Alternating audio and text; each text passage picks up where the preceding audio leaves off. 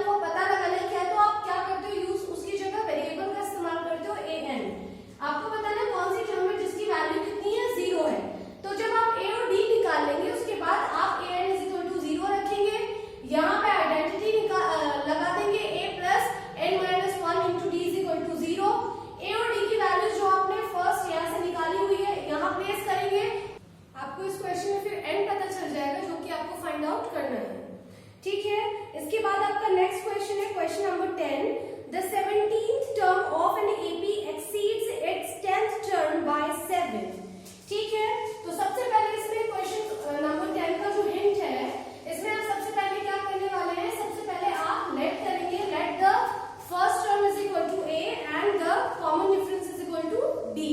ठीक है, इसके बाद इन्होंने जो कहा है आप वो लिखेंगे। ठीक है, ये आपका क्वेश्चन नंबर 10 है। ठीक, अकॉर्डिंग टू क्वेश्चन लिखेंगे। फिर उसके बाद क्या उन्होंने बोला है स्टेटमेंट, इन्होंने बोला है कि 7th term of an AP is 17th term जो है एपी की, ठीक है, एक्सीड्स मतलब बढ़ जाती है या बड़ी है, इट्स 10th टर्म, इसकी 10th टर्म से कितना बाय 7। ठीक है, मतलब 10th टर्म में अगर 7 जोड़ देते हैं तो क्या हो जाएगा, ए 17th टर्म आ जाती है, क्योंकि ए से कितनी बड़ी है, 7 बड़ी है। ठीक है, इस क्वेश्चन में आपको कॉमन डिफरेंस निकालना है। तो देखिए यहाँ पे आइडेंटिटी लगा दीजिए, ए एन की आइडेंटिटी लगाएंगे तो ये क्या आ जाएगा, a plus 17 minus 1 into D, और यहाँ पे आप लगाएंगे, ठीक है, ए एन की आइडेंटिटी यहाँ पे भी लगाएंगे तो यहाँ भी आ जाएगा a plus 10 minus 1 into D plus 7। ठीक है, अब देखिए इसको आप लिख सकते हैं a प्लस 16d और इसको लिख सकते हैं a प्लस 9d प्लस 7। ठीक है, अब लेफ्ट हैंड साइड और राइट हैंड साइड में आपको अगर कुछ कंपैरेटिवली इक्वल दिख रहा है तो आप उनको कैंसिल कर सकते हैं। ठीक है, जैसे ये प्लस ए है, ये भी प्लस ए है, तो ये कैंसिल हो गए। ठीक है, अब आपको क्या करना है, डी वाली टर्म्स एक साइड लानी है और यहाँ से आपको क्या पता चल जाएगा, डी का वैल्यू पता चल जाएगा। तो डी इज इक्वल टू कितना आ गया, 7/7 इज इक्वल टू 1। ठीक है, तो आपको डी का वैल्यू ही फाइंड आउट करना था। नेक्स्ट देखेंगे क्वेश्चन नंबर 11। क्वेश्चन नंबर 11 में बोला गया है which term of the AP. तो विच टर्म बोल दिया तो आपको एन का इस्तेमाल करना है, आप लिखेंगे let the term is an. ठीक है, तो जो जिस टर्म की बात कर रहे हैं आपने उसका प्लेस डिसाइड कर लिया कि वो एन प्लेस पर है। ठीक है, इन्होंने बोला which term of an AP, आपको एक एपी गिवन है जिसमें आपको दिया हुआ है 3, 15, 27, 39। ठीक है, और will be 132 more than its 54th term। ठीक है, इनमें से ही कोई टर्म ऐसी है जो कि क्या है, 132 मोर है किससे, 54th टर्म से। तो आपने मान लिया कि let the term is n। ठीक है, आपने सबसे पहले let the term is n। इसके अलावा आप और क्या मान लेंगे, आप लिखेंगे लेट द, इसके अलावा आपको कुछ और मानने की जरूरत नहीं है क्योंकि एपी दिया हुआ है तो एओडी तो आपके पास अवेलेबल है। ठीक है, तो आप यहाँ से ए लिख देंगे, कितना आ गया 3, डी लिखेंगे कितना आ गया 15 माइनस 3 मतलब कि कितना आ गया आपके पास 12। ठीक है, और एन आपको निकालना है। ठीक, और आपको अकॉर्डिंग टू क्वेश्चन बोला हुआ क्या है, आप स्टेटमेंट बनाने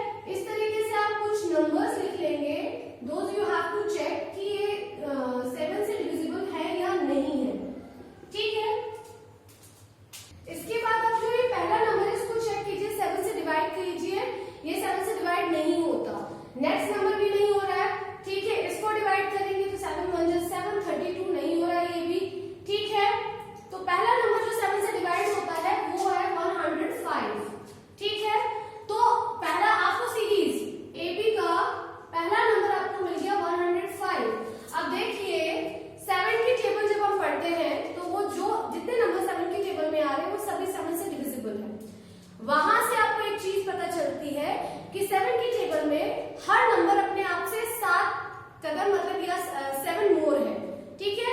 हर एक में साथ साथ जुड़ा रहता है, साथ साथ का डिफरेंस रहता है। तो अगर आप कहीं से भी सीरीज शुरू करते हैं तो पैटर्न वही रहता है, 7 का डिफरेंस रहता है। तो आपको पहली डिजिट पता चल गई 105, इसमें 7 जोड़ दीजिए, अगला नंबर आ जाएगा, ठीक है। अगर इसमें आपने 7 जोड़ा तो आपके पास कितना आ रहा है, 112 आ रहा है, ठीक है। 2 digits are enough to start a series, ठीक है। Now you have to find out the last number, आपको लास्ट नंबर चाहिए। तो अब आप क्या कीजिए, जो लास्ट नंबर होते हैं 3 डिजिट्स वाले, उनको चेक कीजिए। तो ये हो गया 999, 998, 997, 996, इस तरीके से। अब इनको देखिए 7 से क्या डिवाइड होता है, डिवाइड करके देखेंगे, ठीक है। 7 1 जा 7, ठीक, 7 4 जा 28, ये तो नहीं हो रहा, ठीक है। 7 1 जा 7, 29, 7 4 जा 28, 18, ये भी नहीं हो रहा। नेक्स्ट को देखते हैं, 7 1 जा 7, 29, 7 4 जा 17 भी नहीं होता, 15 भी नहीं आएगा, 14 आता है ना, तो आप यहाँ रुकेंगे। 7 1 जा 7, ठीक है, 29, 7 4 जा 28 और 7 2 जा 14, ठीक है। तो लास्ट डिजिट क्या है सीरीज की, 994 है, ठीक। इसके बाद आपको क्या करना है, इसके बाद आपको ये पता लगाना है हाउ मेनी 3 डिजिट नंबर, कि 105 से 994 तक ये यहाँ पर कितने नंबर्स आ रहे हैं। तो आपको क्या निकालना है, you have to find out the value of n, ठीक। आपके पास a दिया हुआ है, आपके पास d आप निकाल सकते हैं, और a n भी आपको दिया हुआ है, ठीक है। आपको केवल a n का फॉर्मूला लगाना है। a n के फॉर्मूला को 994 के नीचे के सामने कंपेयर करना है, और उसमें a और d की वैल्यू रख देनी है। n की वैल्यू आपको नहीं पता तो कंपेयर करके आप क्या निकाल लेंगे, n की वैल्यू निकाल लेंगे, ठीक है। इसके बाद आपका क्वेश्चन नंबर 14 आता है, how many multiples of 4 lie between 10 and 250। आपको ये बताना है कि कितने मल्टीपल्स हैं 4 के जो 10 से लेकर 250 के बीच में रहते हैं, ठीक है। तो आप इस क्वेश्चन को खुद करने वाले हैं। ये क्वेश्चन बिल्कुल इसी तरह से आपको क्या करना है, ट्राई करना है। पहले आप काउंटिंग लिखिएगा 10 से लेकर, और देखिएगा पहला नंबर कौन सा है जो 4 का मल्टीपल है। तो पहला नंबर होता है 12, फिर इसके बाद क्या आता है 16, ठीक है। लास्ट वाला निकालना है, बिल्कुल ऐसे ही, ठीक है। आप क्या करेंगे, बैक काउंटिंग लिखेंगे 25 से 250 से, और हर नंबर को टेस्ट करेंगे कि कौन सा नंबर है जो लास्ट में आएगा सीरीज के, ठीक है। 4 से डिवाइड करके देखेंगे, ठीक। तो यहाँ पे लास्ट नंबर आ जाएगा। उसके बाद बिल्कुल इसी तरीके का क्वेश्चन है ये, a आपके पास है, d आप निकाल सकते हैं, a n आपको पता चल जाएगा, n आपको फाइंड आउट करना है, ठीक है। और a n की आइडेंटिटी खोल के आप उसमें केवल n की वैल्यू ऐसी होगी जो दी नहीं होगी, बाकी सारी वैल्यूज गिवन है, ठीक है। इसको आप ट्राई कर लेंगे, ठीक है। तो this is enough for today, you have to try all these question in your fair notebook, ठीक है।